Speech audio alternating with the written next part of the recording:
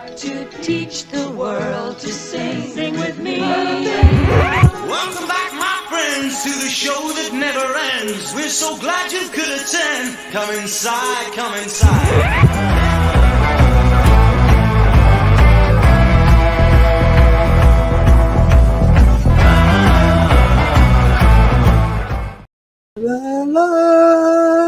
Hello, everybody. My name is Mark David Smith. As you can see, I think, as a matter of fact, it even says my name over there now. So that is who I am tonight. And I am the host of Compass of kraM show that you're watching. And we're excited about this show tonight. It is a show of topic discussions, subject discussions, issues of things that happen around the world in our day-to-day lives. And we all enjoy talking about those things. I really enjoy discussion shows because I learn from discussion shows. I always invite people that I have respect for, and I like to hear their opinions on the topics of everything, whether it be religion, issues, social issues, all kinds of things. I think discussion shows are the best shows. I actually have always been a proponent, I even look if I'm driving down the road and it's like, early morning somewhat. I even look for talk shows or shows where you have a couple of different people talking about different things or crazy things, and they play music and they talk between music, that type of thing. And I always love those type of shows, the interaction, relationships between people and how they relate to each other. My wife and I have always been interested in reality TV shows. We like different ones, not all of them. Most of them are junk, but we do like some of them because we like the sociology of interaction between people. I love it since the Lamb Network has stopped being radio and gone over to video, and now we can actually see each other when we talk. We did 7 years of not being able to see each other, could only hear each other discuss things. And so here we are. We have 6 discussion shows on the Lamb Network, and they're all good. Of course they're good. They're on the Lamb Network. And so we like these things. So this evening we will have, there'll be 5 of us. I'm hoping Elaine is going to join us here pretty soon. Rabbi Daryl Weinberg, or should I say Weinberg. I don't have that German accent. I can't say that. So is Melena with us tonight? No, she is tutoring. She might roll in late. We'll see what time she gets home. She needs to tutor me. She needs to come on here and tutor a lot of people. But she actually gets paid for this gig. Oh, okay. Let's see, you're not supposed to say that. Everybody that watches the Lamb Network thinks all you guys get paid. So. Oh yeah. We should dispel that rumor right quick. Well, there it goes. It's all done now. So, hey, none of us get paid. We just have fun. This is fun. I love this. So, how's life, my friend? Life is good. I was at a church meeting yesterday. Pastor asked me to preach at the last moment, and we ended up having 2 people stand up to give their lives to the Lord. So, wow. Yeah, we were pretty stoked about that. You the man. I was one of many. But... Wow, that's awesome. I'm glad that you've kind of grafted into all of that kind of stuff and working it. When in fact I had started doing that myself and once the quarantine came along, everything kind of morphed its way out of that, and just haven't gone back. So I'm always excited to hear what's going on in your world concerning that area of life. Well, it's interesting because I've partnered up, and it's totally God-driven, but we've partnered up with a Jamaican pastor in the city of Niagara Falls who has been commissioned to rescue this old church building. It's big. It is probably well over 100 years old. And it was purchased by a developer for demolition. And this pastor, who's never pastored before, this is his first assignment, really, and he just kind of threw himself in front of the bulldozers and pledged to figure out a way to buy it and rescue it. He feels it's God's leading, and then the Lord threw us into the mix, and so we're coming alongside of him to help him as Aaron's and hers, and it's cool. It's an interesting dynamic, and there's some neat things going on. So. You know, we've kind of found a church home without really looking. How interesting. Well, the Lord works in mysterious ways. Well, the most interesting part is that growing up in Jamaica, he was a Seventh-day keeper and Seventh-day Pentecostal. I get you. And he has expressed to my wife and I yesterday at the after the church meeting that it's his desire to eventually move his congregation back to a Shabbat service. But I also see us down the road, perhaps moving our services into that building and co-laboring with him. So there's some things afoot right now. There's a lot of people doing that. I know several people that have done exactly the same thing. So, so we pray it works, my friend. We pray it works. Thank you. Yeah, good. Well, let's bring in Jim and Judith Garton. They have the word art in their name. So I have to say, how art thou, Garton? Doing well. Everything's going good. Good. But we've been busy. I just completed 2 books that are up on major retailers like Amazon and Walmart and Barnes and Noble and so forth. And they're the Book of Enoch Debunked and also the Bible versus the Book of Enoch. So I have 2 of those books out and working on some more. I've been working on my dissertation, finished all my coursework, and I've been working on completing the dissertation and also getting my website that I have, refuted.com, getting that all updated with some additional material and keeping it fresh and stuff. So responding to a lot of inquiries, people always have questions that they need answers to. So I've been very busy that way. Wow, really good. Now that you have completed several things, give me a date when you're starting with your own show on the Lamb Network. Come on, I need a date. We're working on it. We got some ideas of things that we wanted to come out. We wanted to do something before, but now we think we're going to narrow it down to a particular type of show and come out with it. So, and hopefully I'll be working on one too that'll be for women in general. Torah for Women, this October 28th, we celebrate our 5th anniversary. So, wow. My gosh, I knew you'd been around a while, but I don't keep track of it at all. Time just flies by. So Judith has been on War Room Prayers for all that time. That's great. That's really just about, Wow. So Torah for Women, we'll be celebrating that anniversary. I finished my Bachelor of Divinity a couple months back, but we're waiting for the financial blessing to flow in so that I can actually pay the balance so that I can receive the official certificate for the wall.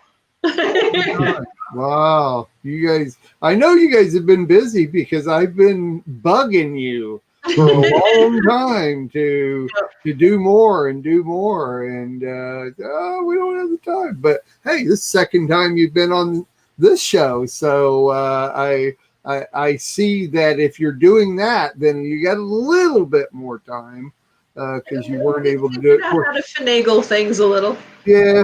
Well, that's one of the reasons I moved this to the nighttime, though, or evening, so that more people would be available to do something like this, because I know most of us are pretty busy during the day. So this is great. We look forward to it. Hey, when it happens, it happens. So I love it. And Daryl does War Room Prayers on Friday with his wife, Melena, and Yossi comes in every once in a while and blesses us with some prayers. And he also does the Chameleon Church show on Tuesday mornings. So he's playing around with me on Monday night, gets up on Tuesday and goes over and discusses things with Alan Aguirre Esquire up there. So and that's always fun. Yeah, that's like a box of chocolates, let me tell you. It is. I've been there. I've done that. It's very true. So, all right. Well, very good. Thank you guys for joining me tonight. I have decided after what we're like on our fourth or fifth week now since I've started in the evenings, and we've had a lot of people on, and we've regulated to having a whole bunch down to just a few and everything. So I think we're going to switch over to maybe a topic a week on what we're doing instead of trying to shove 2 topics in or different things. And I've got a couple of other ideas of stuff that I want to do. So tonight we're just going to move right along, and with Melena not being here, we've got just a little bit more time, but it's okay. I want to kind of keep it to a minimum than what we can do. So that being said, we're going to jump right into our first topic, our first subject. And I worked a little bit on an intro because I am going to have a couple of different kinds of segments for the show eventually as we work into doing more. And so let me go ahead and start off. You'll get to see my new intro I put together. And by the way, you guys are gabbers now, because everybody has the gift of gab. So as you hear this intro, you'll understand a little bit more. We'll be right back. When you talk, do people say, "It sounds like"?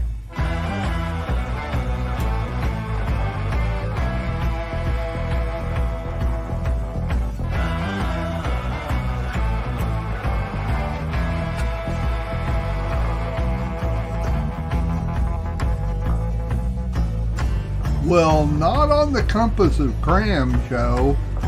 We think all our guest panelists have the heavenly gift of gab. Right?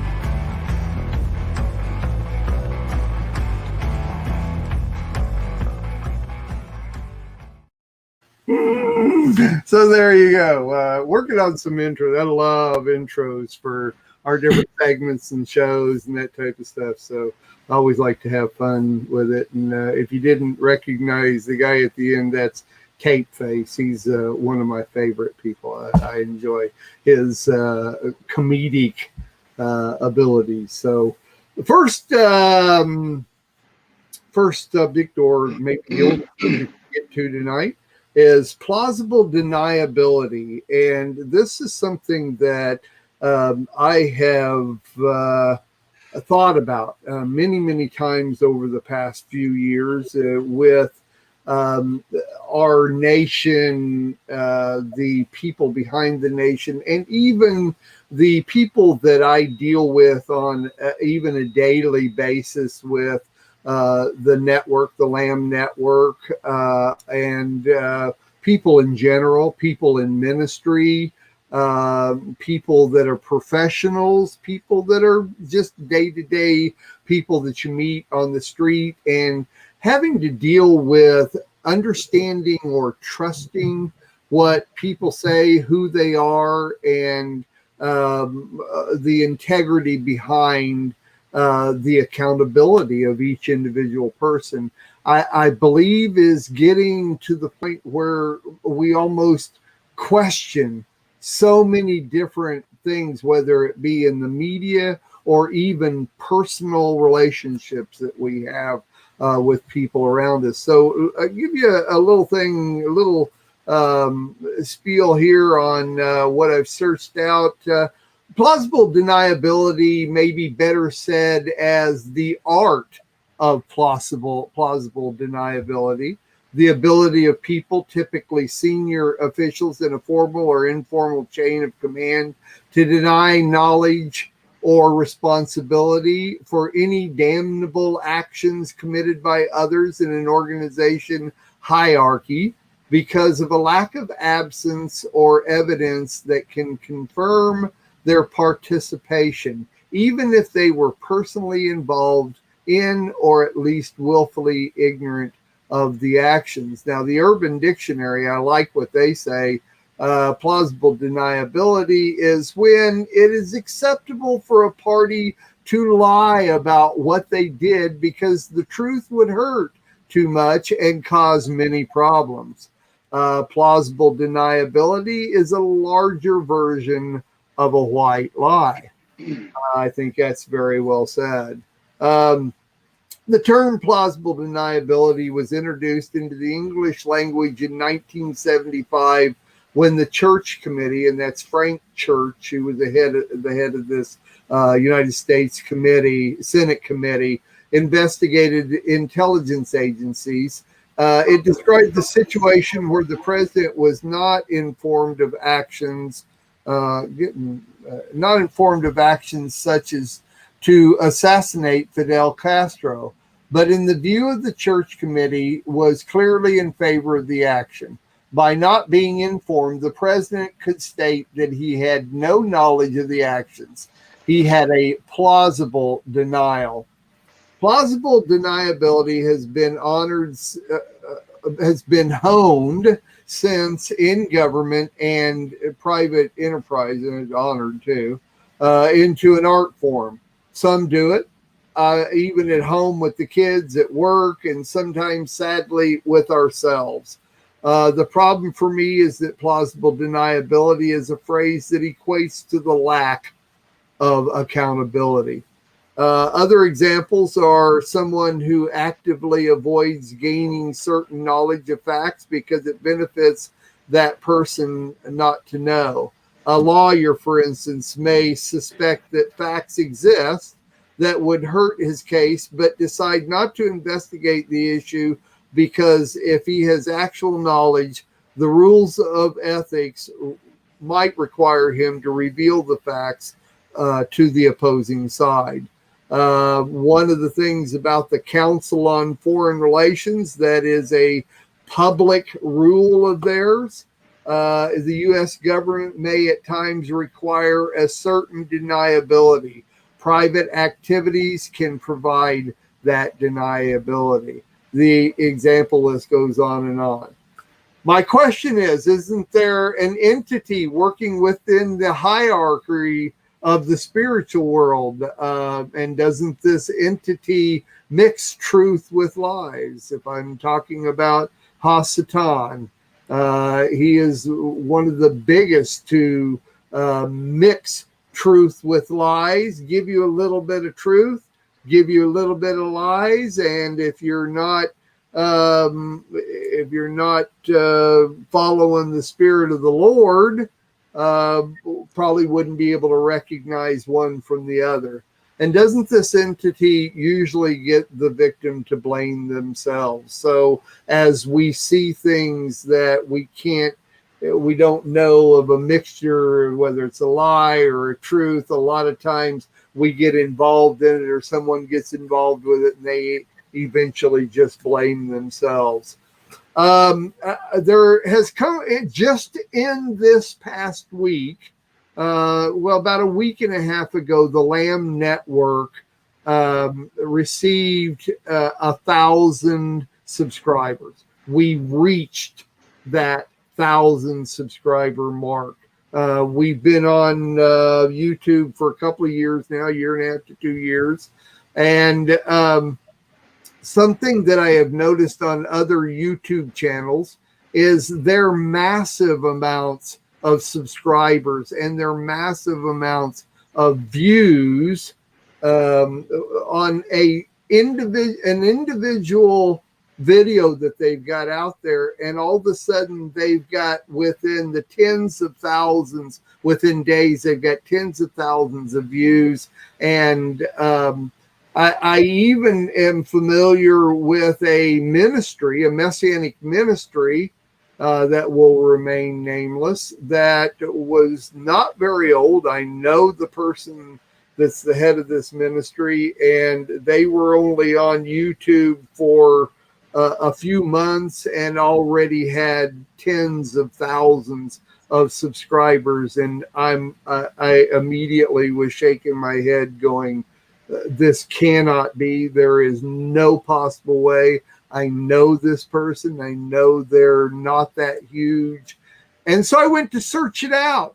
Come to find out that there are companies where you can actually go and they will give you, you can pay for it and you can get subscribers. They'll give you views. One thing I had to find out early on is that in YouTube, you do get certain rewards. There are certain extra things that you can do once you reach certain levels of subscribers and views, like 1,000. And now I can start monetizing the Lamb Network, which I couldn't before. And then every time you hit certain levels, you get to go certain places. Well, I'm going to show you a little something. This just came in now about a week and a half ago.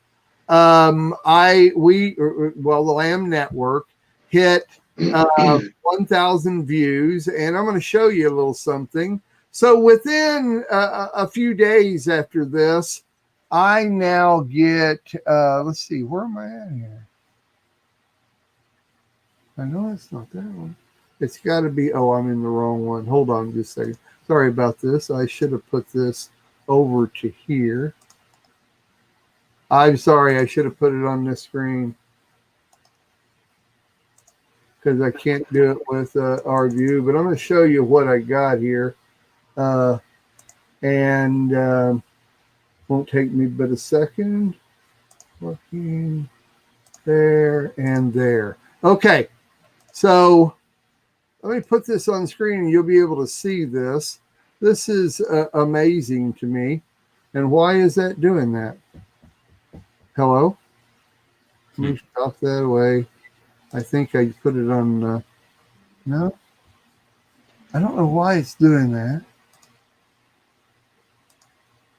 There it is. Okay. So this is what I get in my email. YouTube boost video. Hey, friend, you have just won 100 free YouTube views from our digital company, YT Frame. Get 100 YouTube views. Everyone likes free stuff, blah, blah, blah, blah, blah. All you have to do is send us your video URL and we'll start work immediately. Pay us $5, you'll get 1,000 views and 10 subscribers, 10, 25, $50. You get 16,000 views and 200 more subscribers. Wow. And so on and so on and so on and so on. And this is just the beginning of what you can do. And so all my thoughts of what has happened, what I've seen other people do is the truth. It's a simple fact of, it's to me, a form of plausible deniability. And I even talked to somebody a couple of days ago, somebody that I know, and I'm not going to say who it is, that actually did this. Besides people that I know had to have done this, And it's one of those things where if you just don't look into it, then you can do this. And it's kind of like, oh, well, this is good, but I don't know anything about this. I'm sorry, my brain doesn't go there. I know for a fact this is a lie. You can't put that up there and then say, oh, I'm getting this many views. I got this many subscribers, you know? And of course you don't tell them that you bought them, but hey, there it is. Plausible deniability. You don't know because they don't tell you. Hey, I think quite honestly, I'm not so sure this company here isn't owned by YouTube, because you can actually go do a search in YouTube and find where they show you how to do it. They will literally, if you pay them, they'll show you how to do it. So anyway, this is one thing that is all around us. It's everywhere we go. You never know who you're going to meet that is their integrity intact, all that kind of thing. Anyway, how can we trust people, especially in businesses anymore? We need to be on guard against this type of thing. Here is my bottom line. This is what I say. Not the truth, not the whole truth is not the truth. And not the truth is a whole lie. So just because it's not the whole truth doesn't mean that there's any truth in it at all. It becomes a lie when it's not the whole truth. So who wants to start their heavenly gabbing? Anybody want to come first? Judith, it's all yours. I'll volunteer. I'm going to go back to what you said, Mark, about families, because that's kind of where my focus is a little bit. Now, let's face it, it starts at home. All right. I first ran into plausible deniability way back when one of my girls was in 5th grade. And I wanted the school to stand on the difference between right and wrong. She had done wrong. I wanted them to enforce right. It was written in their school policy and whatnot. And they looked at me and they said, you're one of those parents. You want this now. But in a week, you're going to come back and you're going to deny your kid did anything wrong. You're one of the, and I said, no, I'm one of those parents who actually wants you to stand on the principle of teaching right. And teaching wrong is wrong. And they would not believe me. Then I found out how many parents actually in the school system would go in and argue with the principal and the vice principal and the guidance counselors in junior high and in high school, and who would argue for their children, even when their children had done something wrong. There's a lot of reliance on that. Oh, that's just his word against my kid's word, or her word against my kid's word. There's a lot of that goes on. Well, if we don't teach it in the home, unteach that in the home. If we don't stand on the principle of right or wrong, too many gray areas, then the kids are going to grow up to be adults who misbehave in that same fashion. I see a lot of this in parenting when I talk to the moms online. They're trying to stand on the principles of right, and they're constantly told they're overbearing or any number of other not so nice words. Sure. They should just let their kids do more, get away with more. I was going to say that, Jim and I, we have a saying. Whenever we see something in I say the newspapers, but it's not really newspapers now, but in the news, you see a young adult who's either been arrested or oftentimes sadly killed in a legal situation, and you see the parents come out. Oh, he was a choir boy. He was in Sunday school every Sunday. He was in church with us and this will be the narrative that comes out, that plausible deniability. My kid could not have done anything wrong. And then they turn around, and when the truth starts to unravel over the next few days or weeks or months, then you see it wasn't at all the same as was presented. And I think that's a real serious case. We see that all the time in the news. And the other area where I see it a lot is, and I was guilty of this with my own girls when they were getting older in high school and in college age, in the issue of addiction. We see it a lot in addiction. You know, we can get a message from Yahweh, a witness from him, words of wisdom, words of knowledge, a direct revelation that something's going wrong in our kids' lives or a loved one's life or a friend's life. And we know that it's addiction, but we sit there and go, nah, that can't be it. So it's spread throughout our lives in so many areas. We don't want to admit things. So we have to face those things. And if we don't start facing them, it's going to be out of control. And it starts in the home. We have to, and it starts with us. We have to be willing to, I remember decades ago, there was a program at our high school called Just Say No. And it was about drugs. Well, guess what? We have to learn to just say no. We have to learn it to say to our kids, to our teenagers, especially to our young adult, and even how many times we've dealt with adult children and say no. We just have to just say no.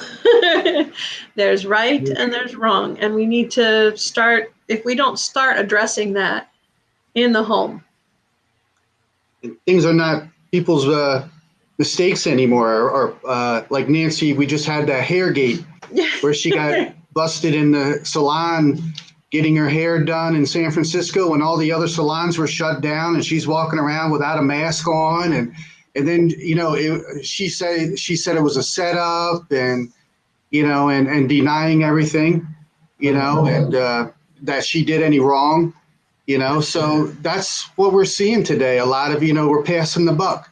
Like biblically too, if you look at the Bible, you see Adam, when he fell, he blamed God and Eve. Good point. Eve blamed Satan. Cain, God says, well, where's your brother at? He goes, what am I, my brother's keeper? Or, I'm not responsible for him, even though he just got done killing him. Aaron, when he was doing the golden calf, putting together the golden calf, he didn't, when Moses came down, he blamed the people. He says, oh, look at these people that you stuck me with while you were up in the mountain. And, they forced me to do it. It wasn't my fault. We thought you were dead, So there's cases in the Bible too of this, passing the buck, plausible deniability, putting the blame on, never wanting to take the responsibility for our own actions. But the thing about it is that people need to recognize that God sees the heart.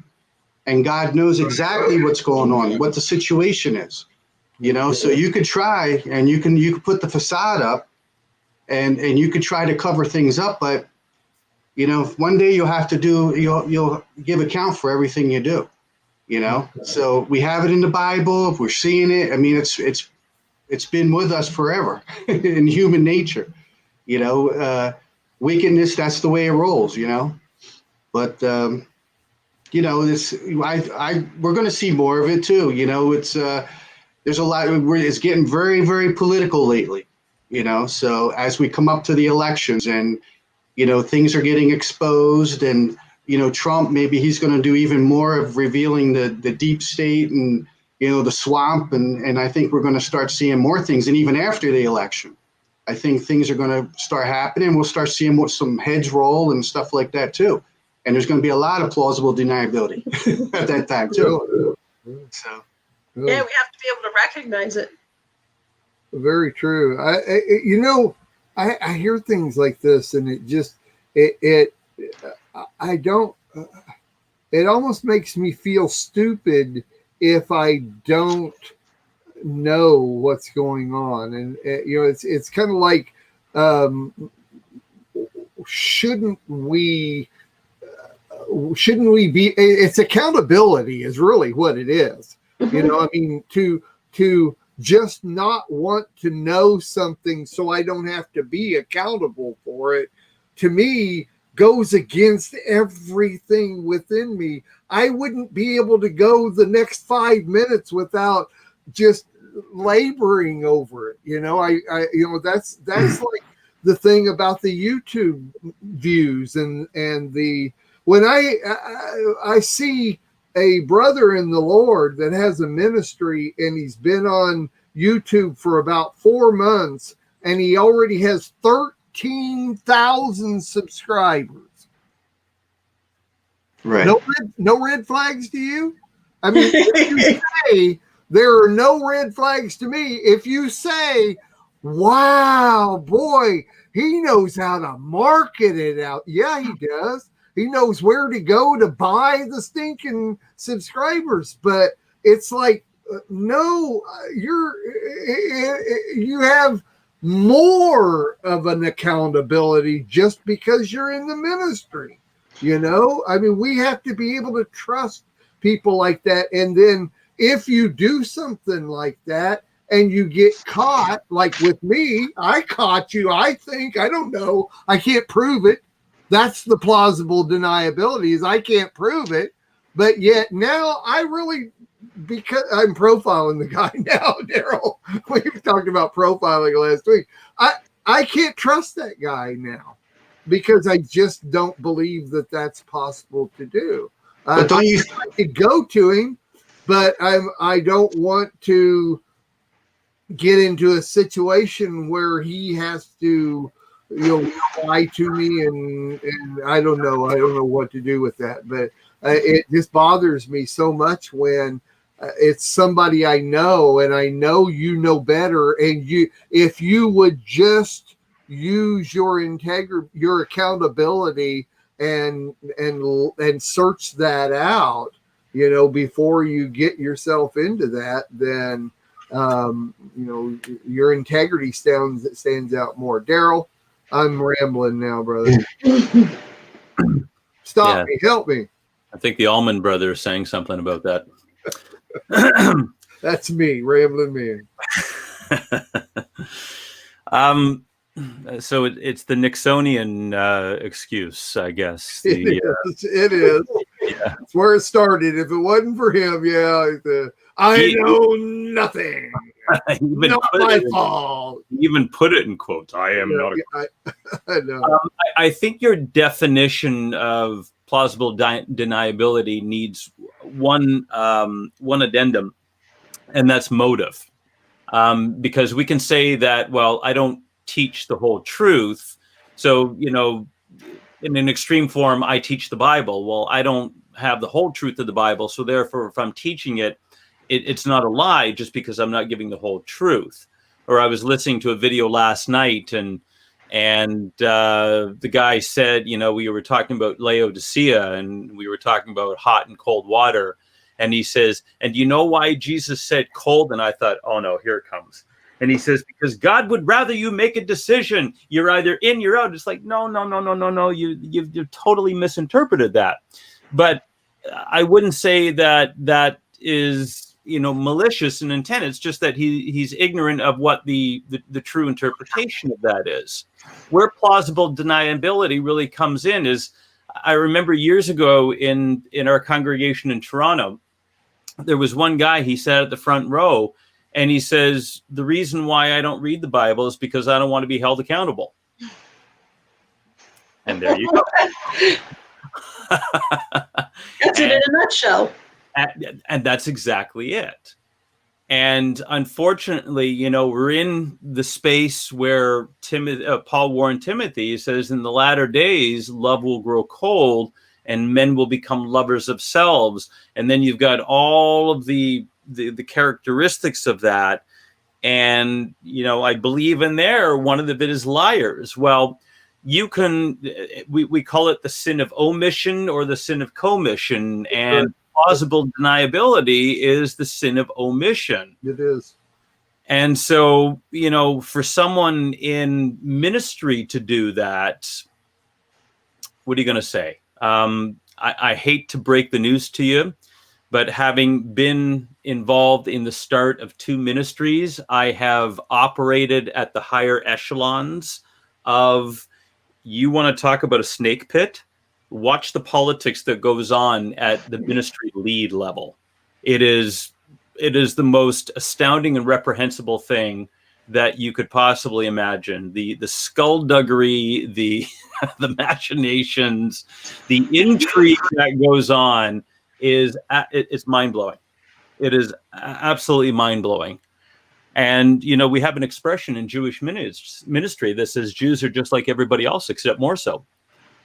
So, it's like if you have politics, I always say where two or three are gathered together, you'll have politics. But when you have in the Jewish community, it's like on steroids. So this whole thing about plausible deniability, I mean, let's call it for what it is. It's bunk.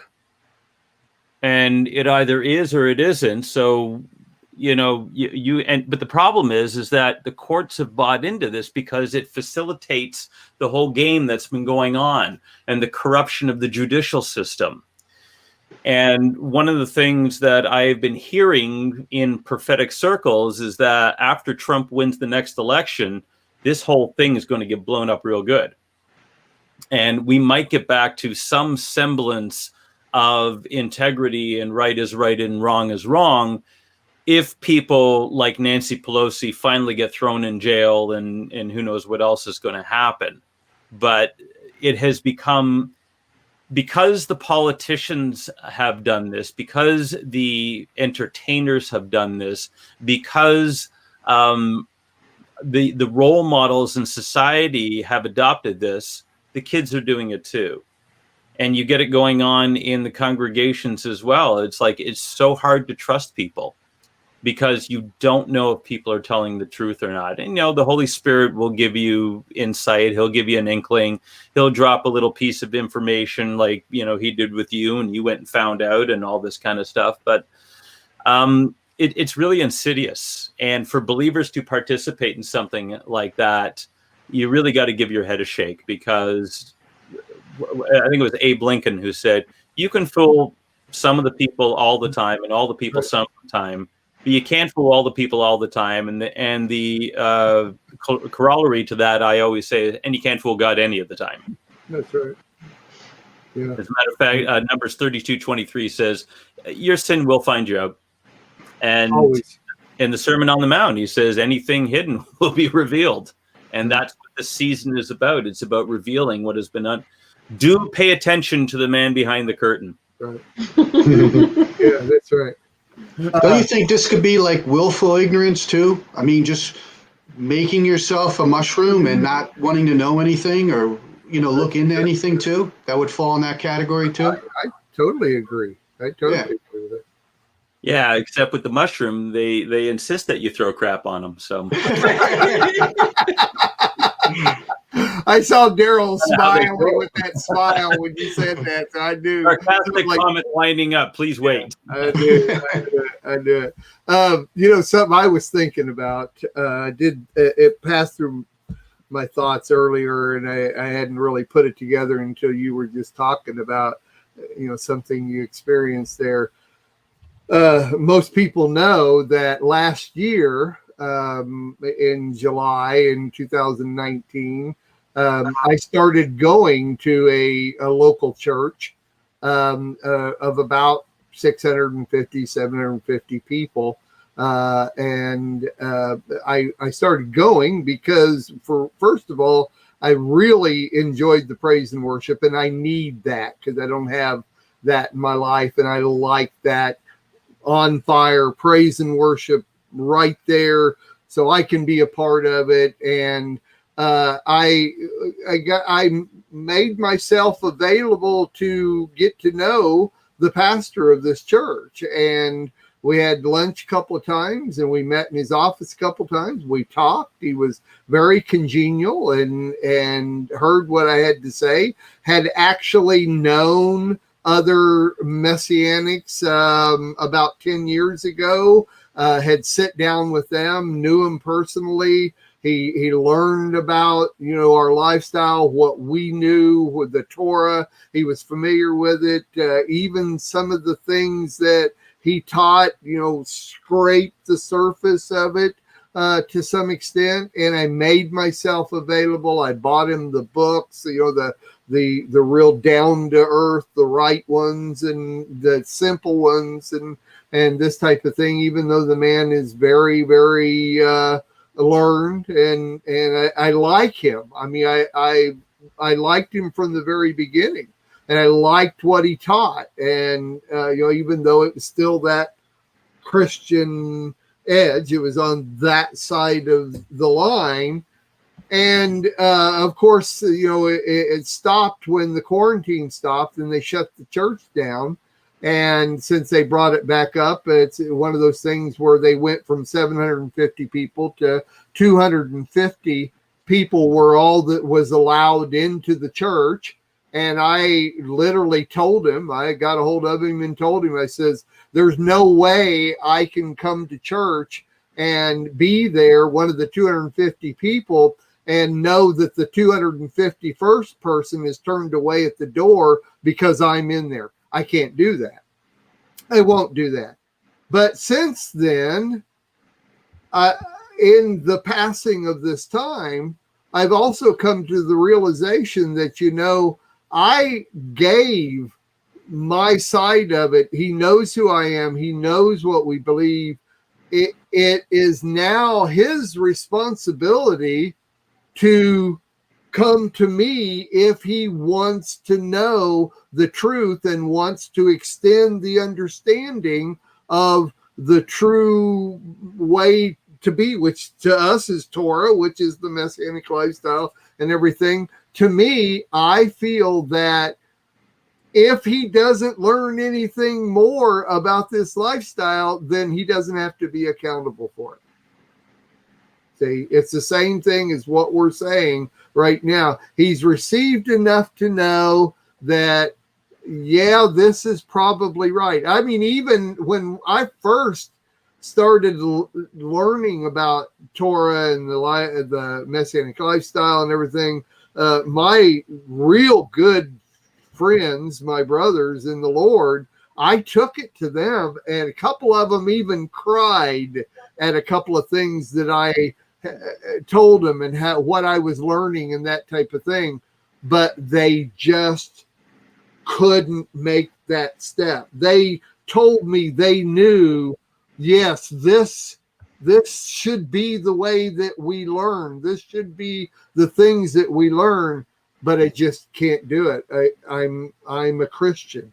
I live this lifestyle, and so even though it's there for them to learn, even though it's there and they can go find out more and know that it's right, they don't do it because then they're accountable for it. And so I've had to process this now of I've done my part and I can't do any more. It's now it's on you. If you want it, you come to me. So there's the plausible deniability. I don't know, is that out the door because you've been presented with it? It's the same thing as somebody that, you teach them the gospel. Yeshua never said, go ye into all the world and get people saved. He never said it. Never said it. He said, go ye into all the world and make Talmudim, make disciples. Give them the truth. Give them the truth. Give them Torah. Give them the word of God, and let them make the decision. And that's deniability. That's a good point. And people are going to try the plausible deniability thing at the day of judgment, and it's not going to work because Romans 1 says I didn't know. They're going to be condemned by creation. His invisible attributes are clearly seen. People are always complaining, well, how can God judge people and condemn them to hell when they didn't know?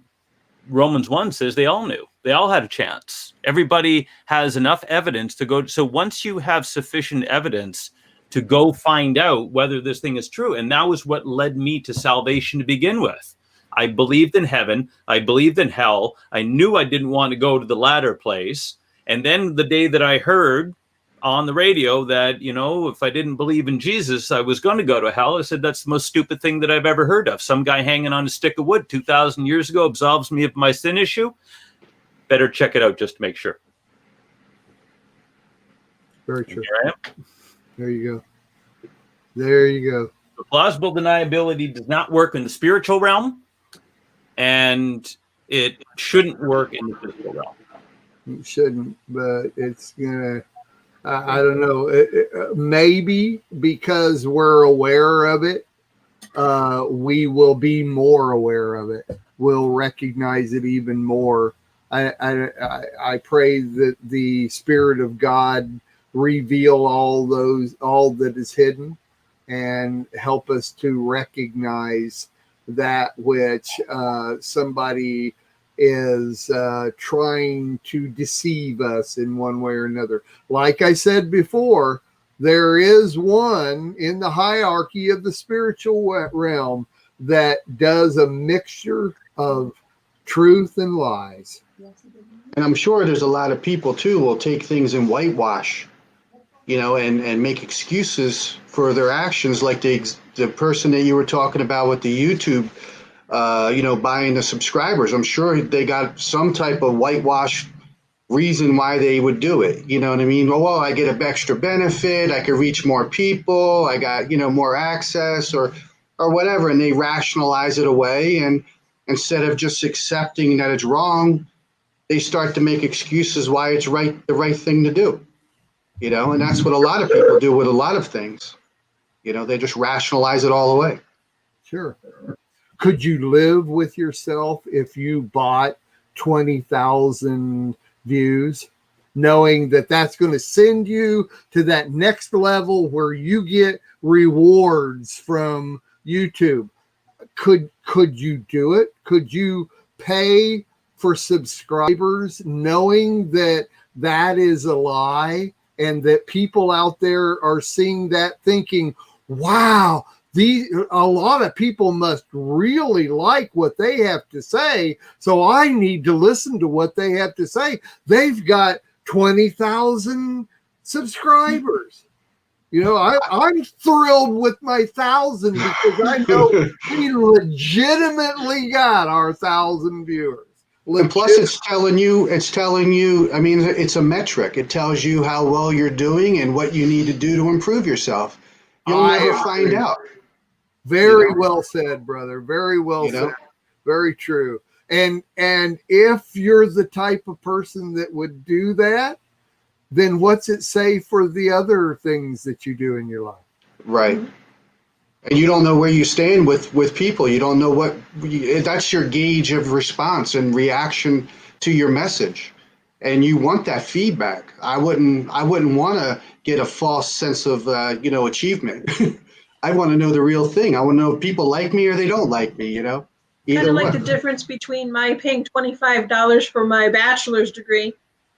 I can go anywhere online and buy it. $25, they'll send me a certificate. Excuse me. Or I could actually earn it. Yeah. 3 years of intense study, constantly working, and and so I can make the choice. And you asked Mark about could you live with yourself? When I was a teenager, I used to drive my mom bonkers. She would always yell at me, "Judith, you're too honest." I'm sorry. What did you want? I would actually battle on myself. I would stay out, too late, break curfew, things like that. And my mom would be sitting there, or my dad, and I'd say, well, I did this. And my dad would be going, you just told me, you confessed, you admitted. Yeah, well. Yeah. Wow. I would find it I don't know about from mom, but from anybody else, I would consider it a great honor for somebody to tell me that I'm too honest. Where do you go with that?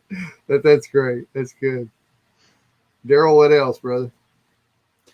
Well, Judith is saying that you can get a $25 bachelor's degree online. The scary part is people are getting ordination certificates for that amount too. And then they go past the churches. Yep. So you're laying a foundation that's faulty right from the very start. Yeah. Well, Yes. I am an ordained pastor from the Acme Pastor Corporation.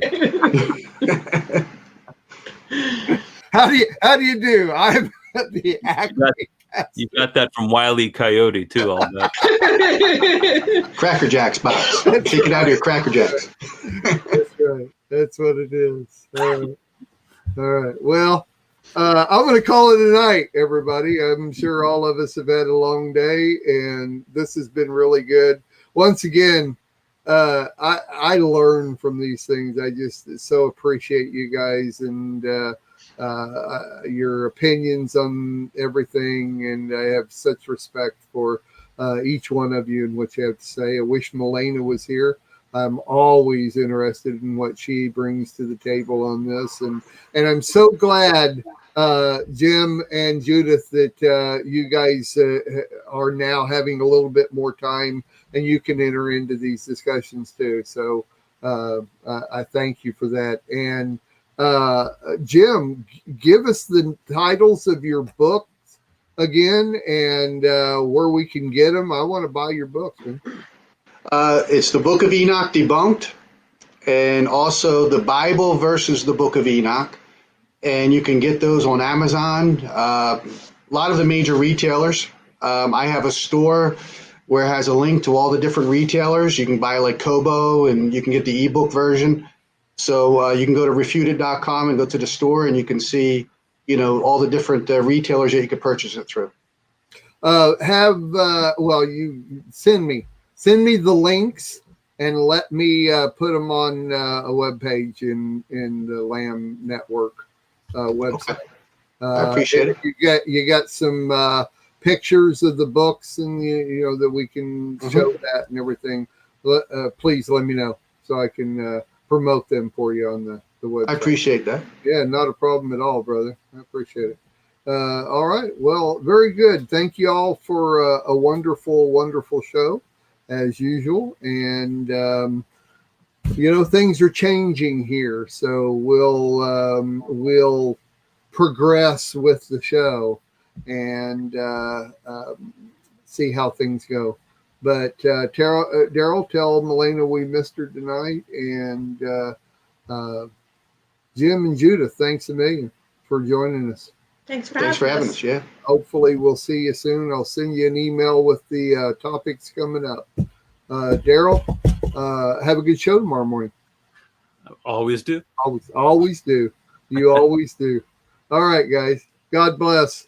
Have a good night. Straight. Good night. Stay true to his word. God bless. Amen.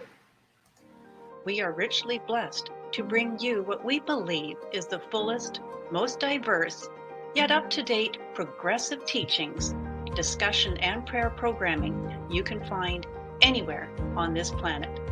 Be sure to take the tour of the MessianicLambRadio.com website.